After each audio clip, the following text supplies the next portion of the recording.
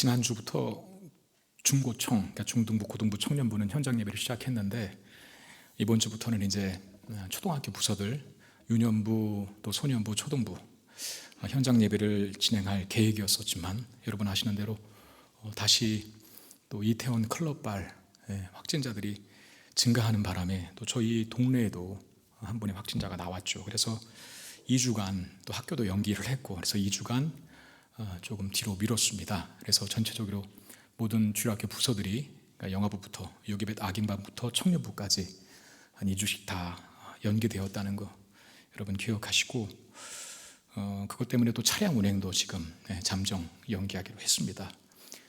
또 가정의 달 5월인데 우리가 늘 해왔던 행사 중에 하나인 가족 사진 찍는 거, 그것도 오늘부터 교회에서 좀 찍으면서 웃음도 다시 회복했으면 좋겠다 싶었는데 계획대로 진행하지 못하게 되었습니다. 여러분 특별한 상황이니까 우리가 계획한 대로 잘 진행되지 못한다 하더라도 양해해 주시고 더 많이 기도할 수 있었으면 좋겠습니다. 방역당국에서 늘 그런 얘기 하잖아요. 방심은 절대 금물이다. 방심은 금물이다. 우리에게도 비슷하게 적용될 수 있는 문제일 것 같아요.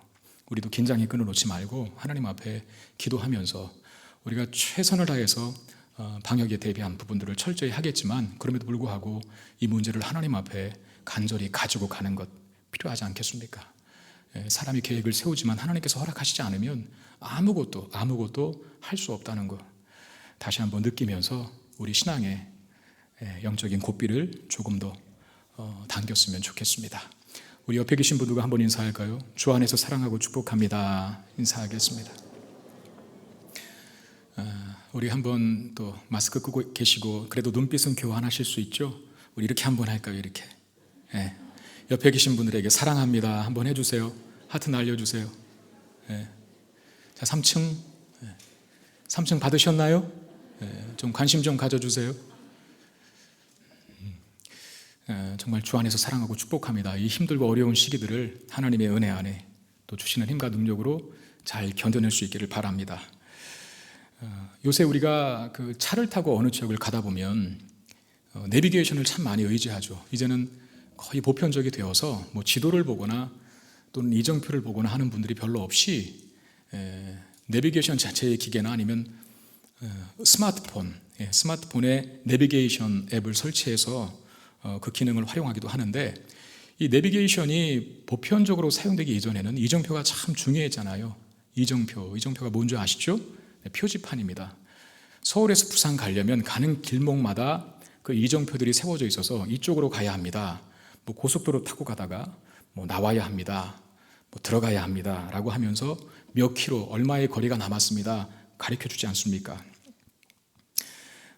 이 이정표는 참 좋은 기능을 하는 그런 기구죠. 근데 여러분, 만약에 그 이정표가 사실은 이정표가 꽂혀 있는 그 기둥이 세워진 그 자리는 사실 목적지는 아니잖아요. 그죠? 이정표의 기능은 그 기둥 하나 그리고 널판지 하나 세워서 글씨를 써서 가르쳐 줍니다. 일로 가라고.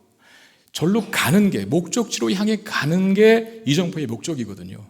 근데 만약에 이정표가 세워진 그 자리를 마치 목적지라고 생각하고 안주하고 있다면, 나 다 왔다라고 그렇게 생각하고 있다면 굉장히 우스꽝스럽고 굉장히 어리석은 일이겠죠. 여러분, 구약시대 때 만들어진 그 성막이 마치 이정표와 같은 기능을 하는 겁니다. 성막은 절대 나쁜 게 아니에요. 성전은 성전의 원형이 성막이고 성막을 통해서 성전이 지어지잖아요. 성막이나 성전은 그 자체가 나쁜 게 아니라 하나의 이정표 역할을 합니다. 이쪽으로 가십시오. 그림자가 있다는 것은 실체가 존재한다는 것 아닙니까? 그림자가 나쁜 건 아니죠. 그림자를 보면서 여러분, 실체가 없는 그림자를 봤습니까? 그런 그림자는 없어요. 그림자가 존재한다는 것은 실체가 있다는 것을 가르쳐 주는 거거든요. 성막과 성전의 기능은 마치 그와 같은 거예요. 근데 이스라엘의 잘못과 이스라엘의 타락이 이정표와 같은 혹은 그림자와 같은 그 성막과 성전의 기능 자체에 머무르려고 했기 때문에 거기서 변질이 일어나고 부패가 일어난 것이라는 겁니다. 오늘 드디어 이 6장에서 솔로몬은 성전 건축을 시작해요. 오늘 이 6장의 성전 건축의 시작과 또 성전 건축의 완성에 대해서 한 장으로 되어 있지만 이렇게 기록하고 있거든요. 먼저 1절에 보면 성전 건축의 시작을 이스라엘의 출애굽 사건과 연결시켜서 설명하고 있어요.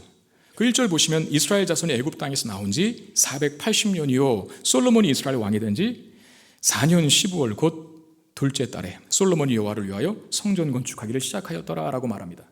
여러분 이 1절의 말씀을 주의 깊게 한번 보시길 바랍니다. 그냥 솔로몬이 즉위한 지 4년 후 15월에 라고 하면서 성전 건축 시작했다 이렇게 말하면 되는데 그 앞에다가 뭘 붙였냐면 이스라엘의 출애굽한 지 480년이 되었다라고 하는 것부터 먼저 언급하거든요. 이 기록을 왜 여기다가 했을까요? 성경 기자가. 우리는 잠깐 그 이스라엘의 역사를 좀 거슬러 올라가 볼 필요성이 있습니다. 여러분 이스라엘의 역사를 거슬러 올라가다 보면 그들은 처음부터 한 나라와 민족으로 거하지 않았죠. 이스라엘 백성들은 애굽의 왕 바로의 노예들이었습니다. 노예. 야곱의 70명의 가족들이 그 땅에 들어가서 400년 동안 엄청나게 번성을 하죠. 번성했지만 한 민족, 한 나라의 개념은 아니었습니다. 애굽의 종살이를 했던 사람들. 근데 하나님께서 그들을 모세를 통해서 애굽으로 나오게 하는 것. 이걸 뭐라고 합니까? 출애굽 시킨 거예요. 근데 여러분 하나님의 목적은 단지 애굽에서 나오는 데 목적이 있는 게 아니죠. 어디까지 가는 겁니까? 가나안 땅까지 가는 데 목적이 있어요. 근데 여러분 이스라엘 백성들이 애굽에서 나와서 광야를 거쳐서 가나안 땅까지 가는 여정은 11일, 10하루면 충분합니다. 그렇게 보내드리려고 했는데 못 들어갔어요. 왜? 불신앙 때문에. 우린 안 된다, 못 들어간다 라고 하는 불신앙 때문에 하나님께서 스톱시키시고 뭐 하셨어요? 광야. 그 광야에서 무려 40년 동안 유리방황하게 합니다. 그 광야 40년 생활을 마치고 나서 여호수아를 필두로 가나안 땅을 정복하죠. 가나안 7년 전쟁이라 이렇게 하지 않습니까? 그런 다음에 나머지 기간들을 정착과 전쟁을 같이 해요. 그래서 정복기 및 평정기를 다 합쳐서 32년 정도 걸렸다 이렇게 학자들은 보는데 그 다음에 완전한 정착 시대를 다루고 있는 사사시대, 여호수아가 끝나면 사사기가 시대지 않습니까? 그 사사시대를 330년 정도라고 봅니다. 근데 여러분 아시는 대로 여호수아가 가나안 땅을 정복해 들어가는 그 전쟁의 시대 때는 그야말로 안정이 없죠. 전쟁통인데 어떻게 안정이 있습니까?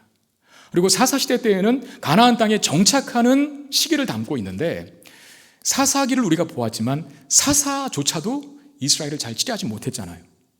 툭하면 이스라엘이 범죄하고 그래 이방 민족이 쳐들어오고 매맞고 얻어 터지고 나 아프니까 하나님 살려주세요라고 또 기도하고 하나님 국리를 위해서 회복시켜주면 또 죄악의 대로 돌아가고 이 역사가 계속 반복되다가 결국 사사기의 끝은 뭡니까? 이스라엘이 왕이 없으므로 저마다 각기 자기 소견에 옳은 대로 행하였더라. 그러니까 하나님 없이 스스로가 왕이 되어서 살았다라고 하고 사사기가 끝나요. 사사시대가 그때 종식된다는 겁니다. 그런 다음에 왕정시대가 도래하죠. 왕정시대가 뭡니까? 사사에서 이스라엘 통치하는 사람, 왕, 한 사람의 왕이 세워지는 시대. 그게 왕정시대인데 초대 왕은 사울이었어요. 사울이 집권했을 때 이스라엘이 평안했습니까? 안정기에 접어들었나요? 아니에요. 여러분 사울이 어떻게 죽었는지 알지 않습니까? 블레셋과 전대항하다가 쳐들어온 블레셋과 전쟁하다가 사울 왕도 목숨을 잃고 그의 세 아들 요나단을 포함한 그의 세 아들도 왕자들도 다 죽어요. 첫 번째 초대 왕인 사울 왕은 굉장히 불행하게 그 막을 내립니다. 왕이 그러니 그 나라도 불안정한 것이죠. 그런 다음에 다윗이 집권을 합니다. 두 번째 왕이 다윗이었어요. 여러분 우리가 다윗 하면은 굉장히 전쟁을 잘했고 이스라엘을 잘 치료한 왕으로만 기억하지만 다윗 시대도 역시 불안정했습니다. 왜? 다윗은 뭐 많이 한 왕이었습니까? 네, 전쟁 많이 한 왕이었잖아요. 다윗이 성전을 짓고 싶은 마음이 있었지만 하나님 거절하셨어요. 왜? 너는 손에 피를 많이 묻혔다. 평화를 상징하는 성전에 부합하지 않는다는 거예요. 여러분 전쟁통에 성전에 집중할 수 있겠습니까? 못한다는 것이죠. 근데 전쟁을 다 끝내놓고 평정해놓고 이제 그 아들인 솔로몬이 이스라엘의 세 번째 왕으로 등극합니다. 솔로몬이 집권했을 때 이스라엘을 성경은 어떻게 우리가 보았던 11개 상 말씀은 어떻게 강조했습니까? 그야말로 태평성대. 한 번도 전쟁이 없었어요. 그러니까 이제 솔로몬 시대 때 성전을 짓습니다. 오늘 1절에 솔로몬 즉위 4년 후 15월에 드디어 성전 건축이 시작됐다라고 하는데, 이스라엘의 출애굽 후 광야 40년부터 시작해서 여러 시대를 거쳐 오늘 솔로몬 즉위 4년 만에 드디어 성전 건축이 시작됐다라고 하는 것, 정확하게 480년 걸립니다. 480년. 오늘 1절에 나왔죠. 여러분, 하나님이 이스라엘을 애굽에서 구원하신 목적이 있습니다. 너희는 나의 백성이 되고 나는 너희의 하나님이 되리라, 이것입니다. 하나님과 이스라엘의 친밀한 관계, 그걸 주시기 위하여, 그걸 누리게 하기 위하여 그들을 구원해내신 것이거든요. 그런 다음에 하나님과 이스라엘 백성들의 친밀한 관계를 위해서 하나님께서 특별히 두 가지를 주셨어요. 하나는 율법이고 하나는 성막입니다. 율법은 왜 주신 것입니까? 이스라엘 백성들은 가나안 땅에 들어가 살아야 하는데, 가나안 땅에 들어가서 가나안 사람처럼 살면 안 돼요. 그래서 율법을 주신 거예요. 우리랑 비슷해요. 그리스도인들이 이제 하나님의 말씀대로 이 세상 속에서 살아가야 하는 것처럼 이스라엘 백성들도 가나안 문화에 동화돼서 거기에 흡수돼서 똑같은 방식으로 세상 사람들처럼 살아가는 자들이 아니라 하나님의 말씀을 통해서 훈련돼요. 그 말씀을 가나안 땅에서 실현하는 자들로 살아가야 돼. 그걸 위해서 주신 것이죠. 또 그렇게 살아가는 이스라엘 백성들에게 내가 함께한다, 하나님의 임재를 약속하기 위해서 주신 것이 바로 성막입니다. 하나님께서 모세에게 성막을 만들라고 지시했어요. 그리고 그 성막은 동서남북 이 사방의 이스라엘 네 진영 가장 중앙에 놓여 있게 되는데, 한번 그림을 보여주실래요? 저기 빨간 게 성막입니다. 세 지파 세 지파 세 지파 각각 동서남북으로 쌓여 있어요. 성막을 중앙으로. 그런 다음에 그 중간에 성막과 이스라엘 지파 사이에 레위 지파들이 있죠. 무슨 족속 그래, 다 레위 지파들이에요. 레위 지파가 저기에 있는 이유가 뭡니까? 성막을 수종드는 자들이기 때문에. 여러분, 성막이 이스라엘의 진영 가장 중앙에 위치한 이유는 뭡니까? 이스라엘 백성들의 삶에 가장 중심 되신 분, 그분이 하나님이시다 라는 걸 가리키는 거예요.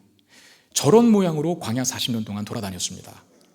그냥 막 돌아다닌 게 아니라 낮에는 구름기둥, 그 기둥 따라 움직였잖아요. 움직일 때 저 진영으로 움직인 거예요. 너희들 가나안 땅에 들어가서 성막이 정중앙에 있는 것처럼 내가 너희들의 삶의 중심이 된다는 것을 기억해라. 그걸 훈련시키신 것이죠. 바로 저 성막이 뭐가 되는 겁니까? 오늘 본문에서 성전. 여러분, 성막과 성전의 차이는 뭔 것 같아요? 단순합니다. 하나는 텐트고 하나는 집이에요. 텐트는 뭐에 유용합니까? 이동. 그렇죠. 성전은 이동 못해요. 자, 보십시오. 솔로몬 시대 때, 다시 말하면 태평성대를 구가할 때, 이때가 가나안 땅에 완전한 정착을 했다는 것을 상징하는 거예요. 완전한 정착 시대 때 드디어 움직이지 않아도 되는 건물로서의 성전이 건축된 것입니다.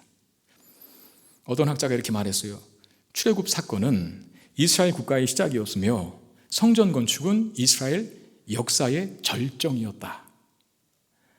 자, 다시 출애굽 사건은 이스라엘 국가가 시작되는 계기였고, 성전 건축은 이스라엘 역사가 가장 절정기에 올랐던 때를 말한다 그랬어요. 저는 그 말을 이렇게 바꾸고 싶어요. 처음에는 미약했지만 그야말로 창대해진 480년 동안 창대해진 이스라엘, 상당한 발전과 진전이지 않습니까? 신명기 12장에 이런 말씀이 있습니다. 신명기 12장 5절 6절 말씀 보시면 한번 자세히 보시길 바랍니다. 오직 너희의 하나님 여호와께서 자기 이름을 두시려고 너희 모든 지파 중에서 택하신 곳인 그 계실 곳으로 찾아 나아가서 너희의 번제와 너희의 제물과 너희의 11조와 너희의 손의 거제와 너희의 서은제와 낙헌 예물과 너희 소와 양의 처음 난 것들을 너희는 그리로 가져다가 드려라 라고 말합니다. 가나안 땅에 이스라엘 백성들이 정착하게 될 때 가나안 거민들이 우상 숭배를 했던 그런 장소들은 다 폐하고 무너뜨리고 없애고 하나님께서 자기 이름을 두시려고 택하신 곳에서 제사하라, 다시 말하면 예배하라, 그런 뜻이거든요. 정확하게 자기 이름을 두시려고 너희 모든 지파 중에서 택하신 그곳에서 제물 드리고 제사하고 예배해라.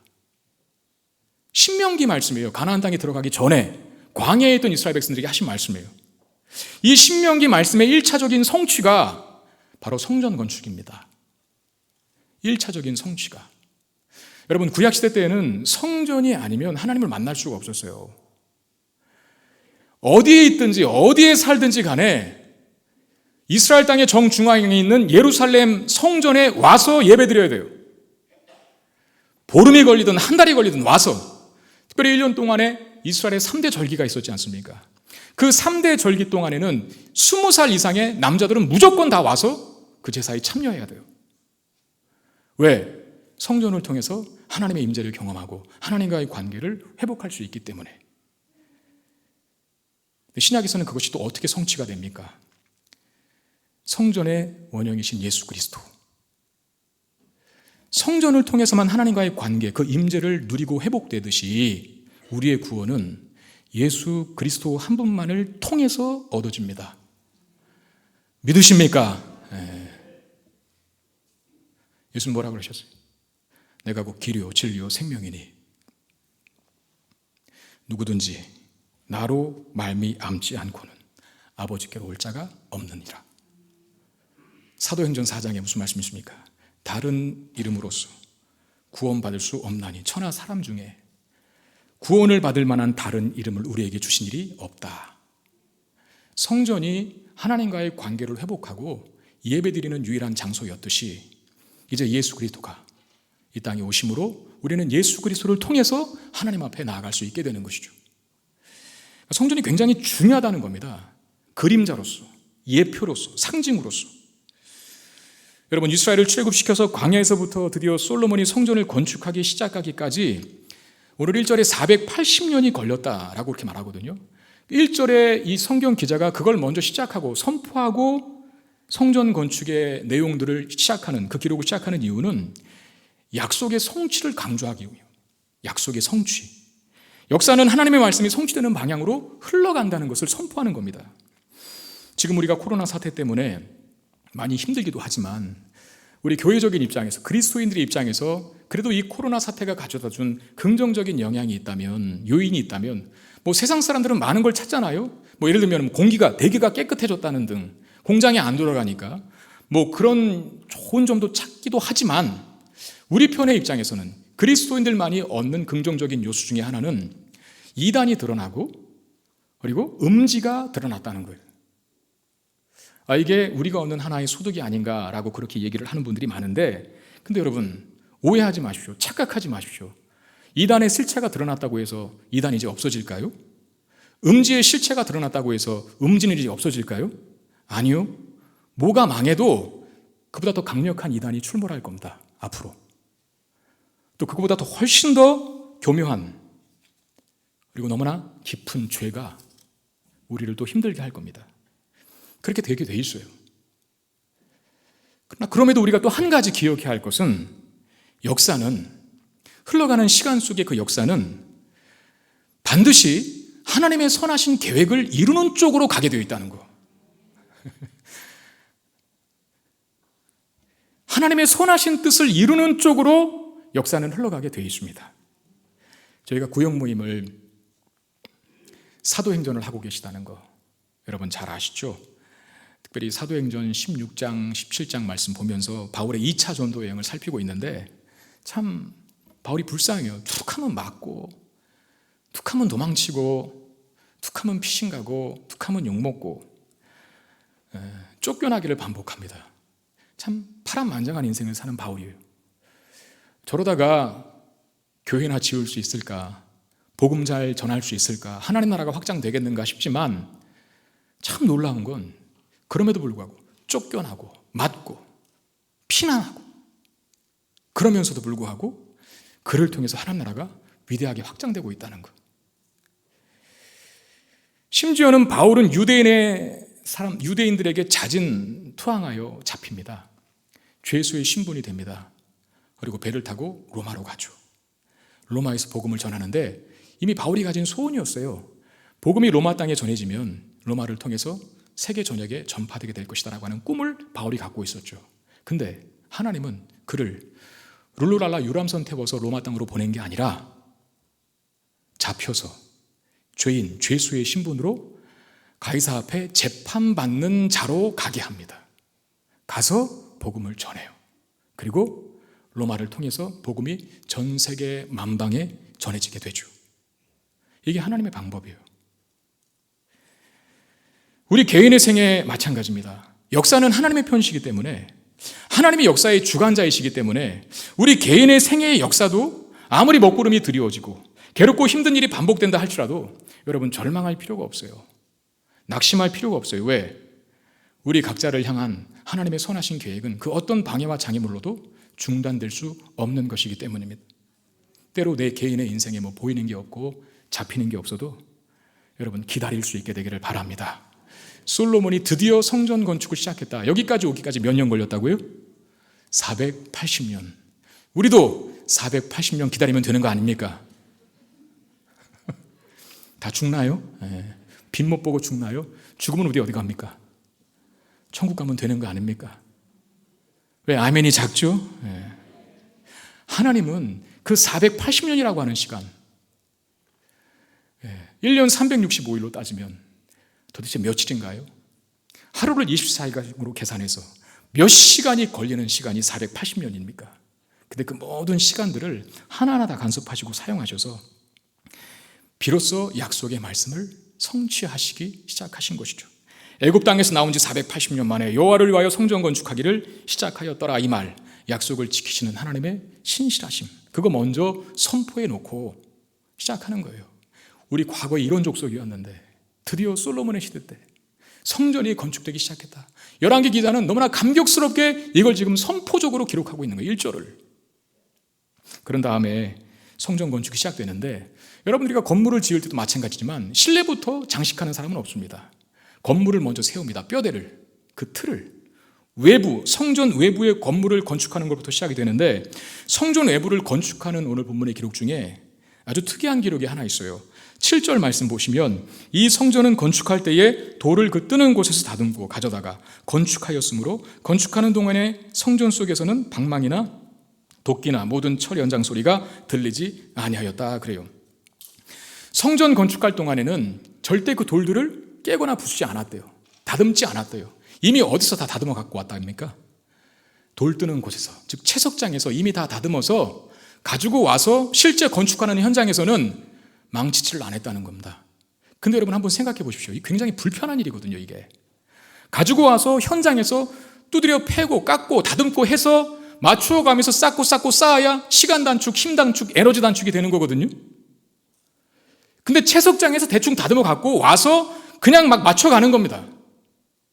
1시간 걸리고 2시간 걸리겠죠. 한 사람이 할 거 2사람이 해야 합니다. 왜 이렇게 한 이유? 뭐 때문에 이렇게 했을까요? 철 연장 소리가 들리지 않게 했다라고 하는데 핵심이 있습니다. 여러분 사람들로 부쩍부쩍대는 그런 시장, 웅성웅성 왁자지껄 하는 그런 시장을 뭐라고 합니까? 도떼기 시장이라고 합니다.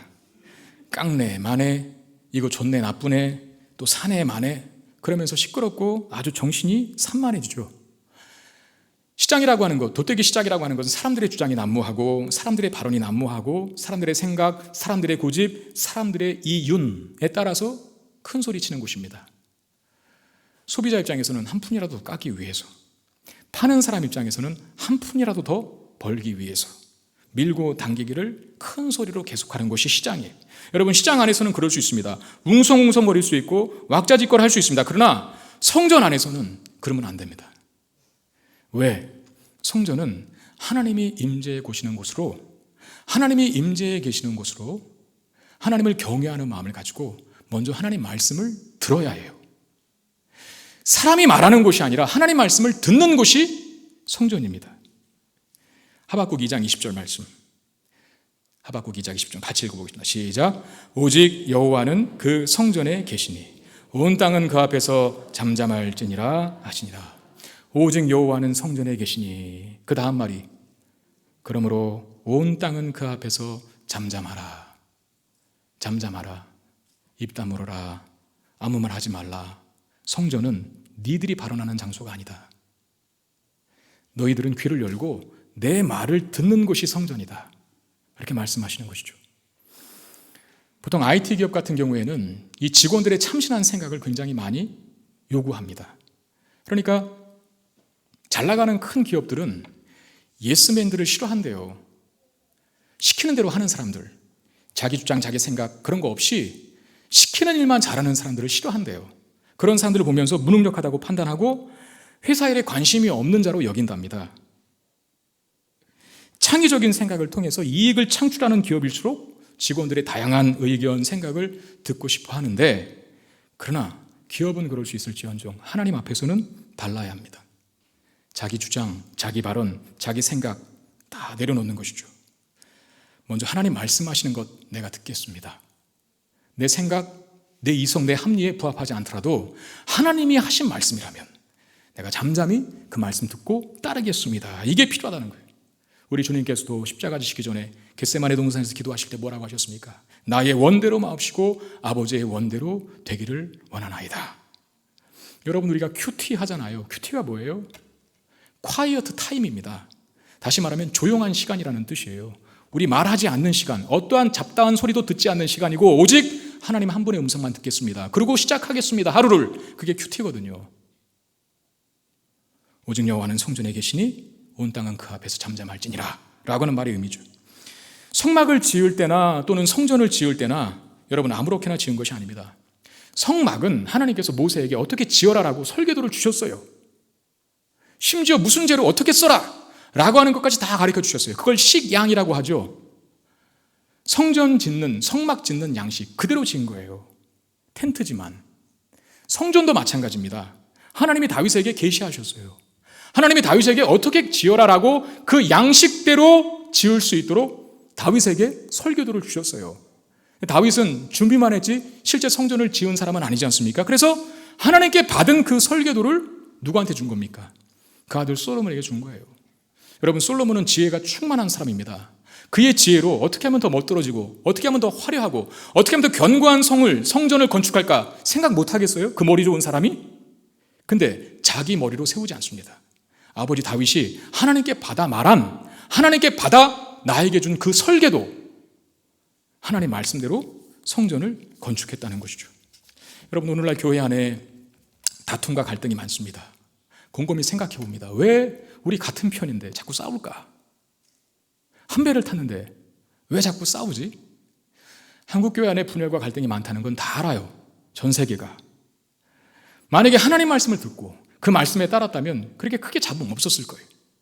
하나님의 말씀이라고 하는 큰 뜻과 원칙 안에서 때로 우리의 생각에 다양성을 인정하고 존중할 수는 있겠죠. 그러나 서로를 죽이듯 싫어할 다름은 없을 거거든요.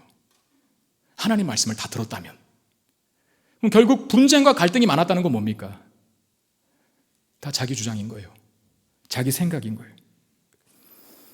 교회 안에 철 연장 소리가 들리지 않았다면, 하나님 앞에서 잠잠할 수 있었다면 교회는 훨씬 지금보다 아름답고 영광스럽게 되었을 겁니다. 지금도 늦지 않았어요. 우리 교회가 철 연장 소리가 들리지 않고 하나님 말씀만 듣는 하나님의 백성들로 가득 차서 아름답고 견고하게 세워지게 되기를 주의 이름으로 축원드립니다. 교회는 인간의 경험, 그 인간의 짧은 지식, 세상의 유행 따라 세워지는 게 결코 아닙니다. 하나님 말씀대로 세워져야 돼요. 비효율적이라더라도, 별로 효용성이 없어도 하나님 말씀이 그렇게 하라면 그렇게 하는 거예요. 우리의 생각보다 하나님의 말씀, 그 뜻이 앞서야 합니다. 그러므로 우리는 먼저 하나님 말씀을 듣는 자가 되어야 합니다. 그것이 우리의 교회를, 우리 개인 독교회 아닙니까? 우리 교회와 공동체로서의 교회와 우리 개인의 인생으로서의 교회, 아름답고 견고하게 세워가게 될 줄로 믿습니다. 그래서 이런 말씀이 이어지는 거예요. 11절 13절 우리가 읽었던 본문인데 다시 한번 보겠습니다. 여호와의 말씀이 솔로몬에게 임하여 이르시되 내가 지금 이 성전을 건축하니 내가 만일 내 법도를 따르며 내 율례를 행하며 내 모든 계명을 지켜 그대로 행하면 내가 내 아버지 다윗에게 한 말을 내게 확실히 이룰 것이요 내가 또한 이스라엘 자손 가운데 거하며 내 백성 이스라엘을 버리지 아니하리라. 자, 성전 외벽을 다 지었어요. 그러니까 틀로서의 건축은 완성한 겁니다. 이제는 실내 건축을 해야 하는데 그 사이 외벽 다 짓고 실내 건축 들어가기 전에 하나님께서 딱 나타나셔서 멈춘 다음에 솔로몬에게 말하는 거예요. 네가 성전을 짓고 있으니 내가 다시 강조한다. 중요한 건, 성전보다 중요한 건 네가 내 법도, 내 율례, 내 계명을 지켜 따르는 것이라. 이걸 다시 한번 가르쳐줘요.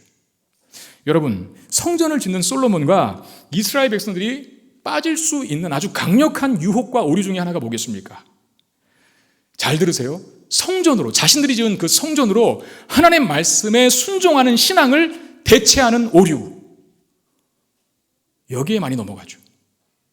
우리 식으로 말하면 주일에 이 의식 예배 잘 나와요. 헌금 생활도 잘 하셔요. 직분도 맡아서 봉사도 열심히 합니다. 성가대도 하기도 하고 찬양팀도 하기도 하고 주차봉사, 안내봉사, 주방봉사, 청소봉사 많이 하셔요.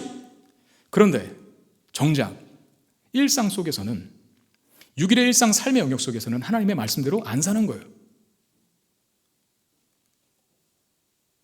이게 바로 성전 딱 지어놓고 요금은 됐다 하면서 하나님 말씀에 순종해야 될 신앙을 대체하는 거죠. 이게 훗날 이스라엘의 문제가 되는데, 성전이 완공된 다음에 한 200년, 약 200년 후에 하나님께서 이사야 선지자에게 이런 말씀을 주십니다. 이사야 1장 11절 12절 여호와께서 말씀하시되 너희의 무수한 재물이 내게 무엇이 유익하뇨? 나는 순양의 번제와 살찐 짐승의 기름에 배불렀고 나는 수송아지나 어린 양이나 수념소의 피를 기뻐하지 아니하노라. 너희가 내 앞에 보이러 오니 이것을 누가 너희에게 요구하였느냐? 내 마당말 밟을 뿐이니라. 여러분, 재물을 갖고 하나님 앞에 제사로 예배드리는 게 뭐가 잘못됐습니까? 그 자체가 잘못된 게 아니라 마음이 없다는 거예요. 내 마당만 밟고 간다. 하나님을 사랑하고 경외하고 신뢰하는 마음 없이 도장 찍고 가는 거예요. 헌금은 많이 드리지만 삶의 영역 속에서 하나님을 인정하고 살지 않는 이런 모습. 같은 장 16절 17절에 너희는 스스로 씻으며 스스로 깨끗하게 하며 내 목전에서 너희 악한 행실을 버리며 악행을 그치고 선행을 배우고 정의를 구하며 학대받는 자를 도와주며 고아를 위하여 신원하며 과부를 위하여 변호하라 하셨느니라 라고 하는 말씀이 있습니다. 그렇게 안 산다는 것이죠. 정의와 그리고 진리 그리고 생명, 가난한 자를 돕고 또 부패한 것을 방지하며 거룩한 나라를 일구어 가야 할 책임이 있는 이스라엘 백성들 안에 그들의 삶 속에 불법이 자행하고 약자들이 수탈의 대상이 되고 불법이 횡행하는, 그런데 성전의 제사는 엄청나게 드려지는, 이게 유혹이죠. 종교라는 껍데기는 있지만 알맹이는 없고 의식은 잘 지키지만 말씀대로 살지 않는 이런 모습. 여러분, 이것을 제가 어떻게 좀 더 잘 이해해야 할까 고민을 하다가 이런 생각을 한번 해봤어요. 사랑하는 어떤 여자가 있고 남자가 있는데 둘은 연인 관계입니다. 사랑하는 남자가 그 여자에게 아주 비싼 핸드백 그리고 비싼 반지, 고급스러운 목걸이를 막 선물해 주는 거예요. 그걸 받았을 때 받는 여인의 입장에서는 기분이 어떻겠습니까? 어떻겠어요? 안 받아보셨나요? 좋겠죠? 되게 좋을 겁니다. 근데 나에게 그런 좋은 선물을 준 그 남자가 자기가 만나지 않는 다른 시간대에는 다른 여자랑 또 사귀는 거예요. 그걸 알았어요, 여자가. 그러면 그 사람에게 받은 반지, 핸드백, 목걸이 다 어떻게 할까요? 어떻게 할까요? 그래도 그거는 가져야 돼요. 그건 그냥 전당포에 맡기고. 그 배신감, 그 충격, 이루 말할 수 없을 겁니다. 아마 저 같으면 다 바다에,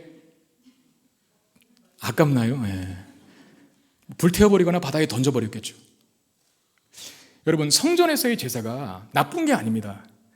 사랑하는 남자가 사랑하는 여자에게 핸드백 주고 반지 주고 목걸이 선물하는 게 나쁜 겁니까? 더 사랑을 충만하게 할 수 있죠. 그런데 문제는 뭡니까? 마음을 담지 않았을 때, 사랑이 없었을 때. 하나님은 성전에 가둘 수 있는 분이 아닙니다. 하나님의 임재는 성전에만 있지 않아요. 정말 중요한 것은 우리 모든 삶의 영역 속에서 하나님 말씀대로 순종하며 살아가는 것, 그게 중요하다는 것이죠. 하나님을 사랑하고 존중하기 때문에, 하나님이 나의 왕이시기 때문에 하나님 말씀에 따라 살아가는 삶, 당연히 따라와야 할 것인데, 성전을 세웠다는 그 하나로 말씀에 순종해야 할 신앙적인 책임을 대충 떼어넘기는 이런 우를 이스라엘 백성들이 범합니다. 우리도 마찬가지입니다. 주일에 이렇게 나와 예배하고 있지만 여러분 기왕 예배 드리는 거 우리의 온 마음과 정성을 다하여 하나님 앞에 드릴 수 있게 되기를 바랍니다.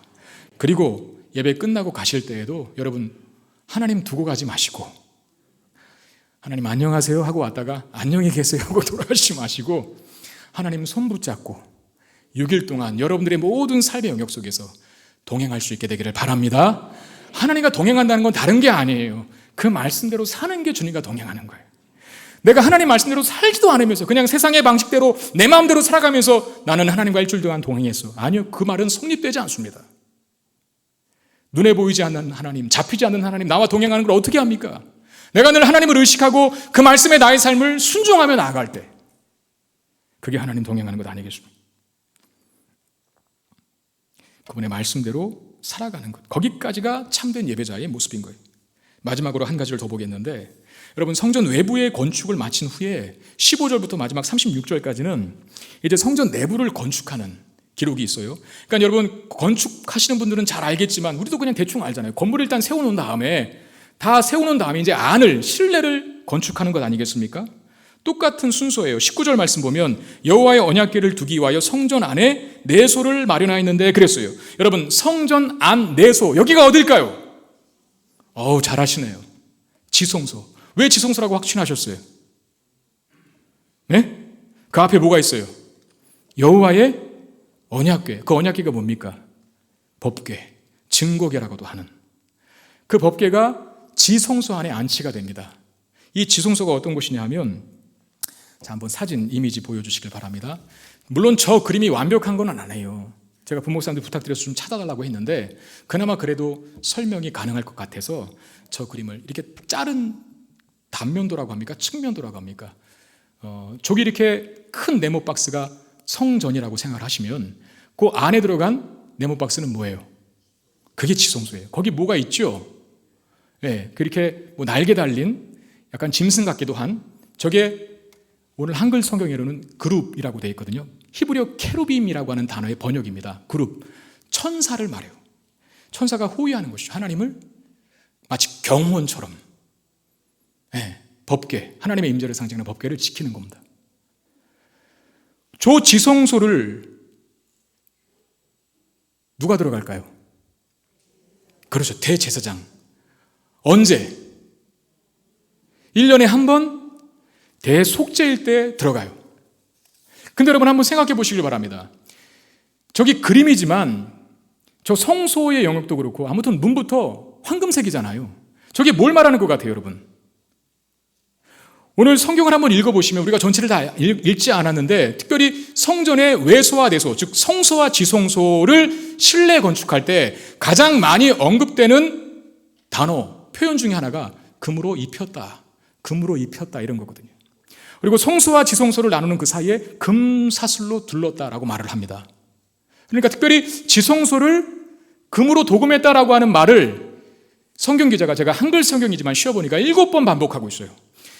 성소까지 합하면 9번이나 그 얘기가 반복됩니다. 금으로 도금했다는 얘기가. 뭐예요? 화려하게 아름답게 꾸몄다는 것이죠. 근데 여러분 생각해 보면 저 지성소는 사람이 안 들어가는 곳입니다. 그렇죠? 그것도 1년에 한 번 대속죄일 때 대제사장 한 사람만 들어가요. 들어갔다가도 잘못하면 죽어 나올 수 있어요. 근데 왜 이렇게 화려하게 아름답게 꾸밀까요? 이유는 간단하죠. 사람들은 보지 않아도 하나님이 계시다면 최고의 예배를 드리고 싶은 마음, 그리고 드려야 한다는 사실을 강조하기 위함입니다. 저희가 이제 코로나 한창 막 발응할 때, 저희가 3월 첫째 주인가 둘째 주 한 2주간을 교회 문을 닫았죠. 그래서 교육자들하고 그리고 장로님들만 참석하여 예배를 드렸는데 그때 정말 힘들었습니다.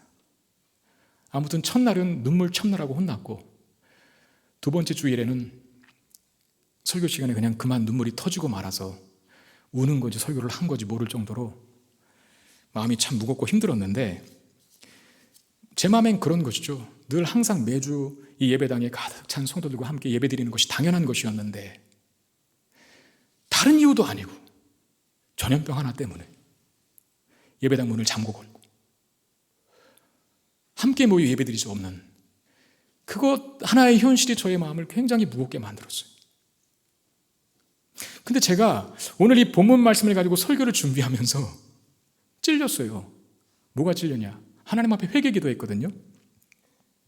비록 우리가 예배하는 이 장소에 성도님들과 많은 성도님들과 함께 할 수는 없었지만 그것 때문에 슬픔과 안타까움과 아쉬운 마음은 갖고 있었지만 하나님이 충만히 임재해 계시다는 사실로 인한 기쁨과 감격이 제 안에는 없었어요.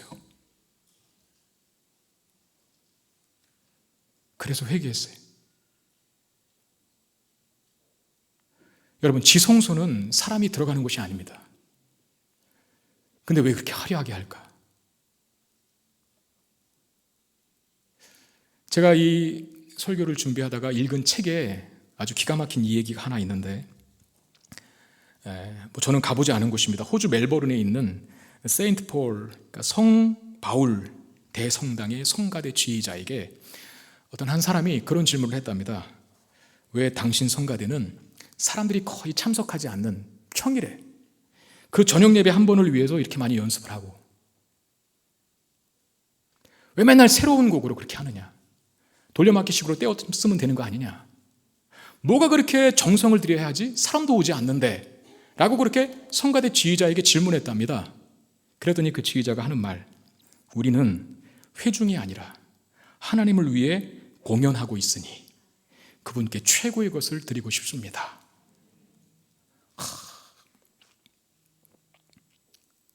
그렇죠. 우리는 여러분 예배의 구경꾼들이 되어서는 안 돼요. 우리는 지금 하나님 앞에 공연하고 있는 겁니다. 우리의 예배를 관람하고 계신 유일한 한 분, 하나님. 성가대가 찬양하고 찬양팀이 찬양하고 대표기도자가 기도하지만 제가 앞에서 설교하지만 그 모든 순서에 여러분들이 다 참여해야 돼요. 마음으로 고백하셔야 돼요. 예배는 내가 뭘 받기 위해서 드리는 게 아닙니다. 예배는 우리가 하나님 앞에 드리는 것입니다. 감사하게 하나님 앞에 참된 예배를 드릴 때 하나님은 우리에게 용서도 주시고 회복도 주시고 은혜도 주시는 게 참 복이죠. 분명한 건 우선순위 우리가 하나님 앞에 드리기 위해서 예배의 자리에 있다는 거 여러분 꼭 기억할 수 있기를 바랍니다. 아무것도 없어도 하나님 한 분이 충만하게 임재하고 있다면 내 모든 정성을 다하여 최선을 다하여 하나님 앞에 예배드릴 수 있는 것, 지성소의 모습에서 우리가 확인하게 되는 아주 중요한 교훈인 거예요. 우리 주일에 드리는 예배에서 성공할 수 있게 되기를 바랍니다. 최고의 예배를 하나님 앞에 드렸으면 좋겠어요. 그리고 삶의 예배에서도 승리합시다. 아무도 없는 곳에서 하나님이 우리를 보고 있으니 그분 앞에 최고의 삶을 드리기 위해서 우리의 마음을 쏟는 것, 그게 삶의 예배로 나아가는 자의 모습 아니겠습니까? 여러분, 구약시대 때는 성전을 거쳐 지성소로 대제사장이 들어가야만 하나님의 임재를 경험할 수 있었는데, 성전에 모여야만 그것이 가능했었는데, 예수 그리스도를 통하여 이제 우리는 아무 때나 어디서나 언제든지 하나님의 임재 앞에 거할 수 있게 되었습니다. 우리에게 주어진 복이요 특권입니다. 동시에 거룩하게 살아야 할 책임도 주어져 있다는 것. 하나님이 어디에나 언제나 나와 함께 하시니 하나님 앞에 거룩한 삶을 살기로, 예배자의 삶을 살기로 결단하고 다짐하는 노력과 모습이 우리 가운데 있어야 돼요. 그리고 그렇게 살아갈 때 하나님은 우리를 통해서 영광을 받으실 것이고, 그런 우리에게 하나님은 한량없는 은혜와 복을 내려주실 것입니다. 이런 변화의 또 성장의 하나님의 위대한 약속의 성취의 주역들로 우리 모두가 설 수 있게 되기를 주의 이름으로 축원드립니다. 기도하겠습니다. 하나님, 성전의 아름다움을 보며 하나님의 위대하심과 장엄하심과 강대하심을 보게 됩니다. 그 하나님을 존귀 여길 수 있는 우리가 될 수 있도록 은혜를 더하여 주시옵소서. 역사와 시간을 통하여 하나님의 예언의 말씀을 완성하시는 위대하신 하나님, 하나님의 일하심을 기대하고 바라볼 수 있는 우리가 되게 하여 주시고, 성전을 건축한 것뿐만 아니라 우리가 교회에 몸담고 있다는 것뿐만 아니라 우리의 모든 삶의 일거수일투족 영역 속에 하나님의 임재가, 또 하나님의 말씀이 나와 함께한다는 사실을 알고 그 말씀에 따라 순종하여 믿음의 삶을 사는 우리 모두가 되게 해 주시옵소서. 아무도 보는 이 없어도 하나님이 나와 함께 하시는 사실을 기억하여 우리가 삶의 예배자로 서게 되기를 원합니다. 우리의 삶이 거룩하게 하시고 하나님의 임재 앞에 온전하게 하셔서 그런 우리를 통해 하나님 영광 받으시고 우리도 그 안에서 기뻐하며 우리의 삶이 그야말로 영롱한 찬란한 빛을 비추어낼 수 있게 해 주시옵소서. 우리 주 예수 그리스도 이름으로 간절히 기도드리옵나이다. 아멘.